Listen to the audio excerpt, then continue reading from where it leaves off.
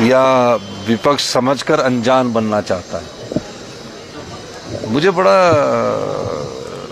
तो वो जब बिल पर चर्चा हो रही थी तो प्रावधानों पर चर्चा नहीं हो रही थी, राजनीतिक भाषण हो रहा था और कहा जा रहा था कि केंद्र की सरकार का ये बिल है। ये हिंदुस्तान का पहला ऐसा बिल है जिसमें बच्चा 0 से लेकर 27 साल तक, कोई भी हिंदुस्तान में 27 साल के ऊपर अनाथ बच्चे जो है, जो उनकी माता नहीं है, जिनके पिता नहीं है, उनका ख्याल रखता है। हमारी सरकार ने इस बिल को पास कर उनको अधिकार दिया है।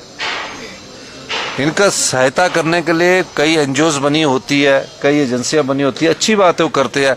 कई राजनीतिक लोग भी उनकी सहायता करते हैं, कई फाउंडेशंस भी उनकी सहायता करते हैं। लेकिन हमने कहा कि इनकी सहायता करने के बजाय उनके मन में एक भाव रहता है कि ये दया, कि हम इनकी दया भाव पर निर्भर करते हैं सहायता के क्षेत्र में। मैंने उस दृष्टि को पहचाना और उस दृष्टि को पहचानने के बाद मैंने कहा कि ये किसी की दया दृष्टि पर निर्भर नहीं रहना चाहिए।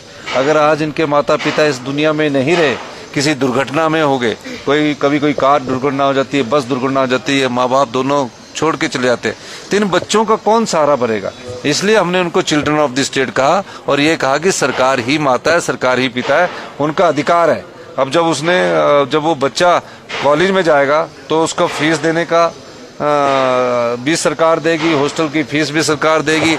IIT में सिलेक्ट होता है, NIT में सिलेक्ट होता है, एम्स में सिलेक्ट होता है, MBBS में सिलेक्ट होता है, पॉलिटेक्निकल में सिलेक्ट होता है।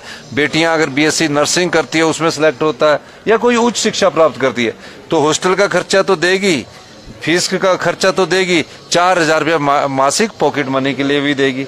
फिर सर्दियों में जैसे अपने बच्चों को घुमाने के लिए ले जाते हैं, उस तरह उनको बाई एयर घूमने की सुविधा दी गई है, 3 स्टार होटल में रहने की सुविधा दी गई है। गर्मी सर्दी के कपड़े कौन से पहनने, उस दृष्टिकोण से दिया गया। ऐसा कोई बिल आज तक आया नहीं है।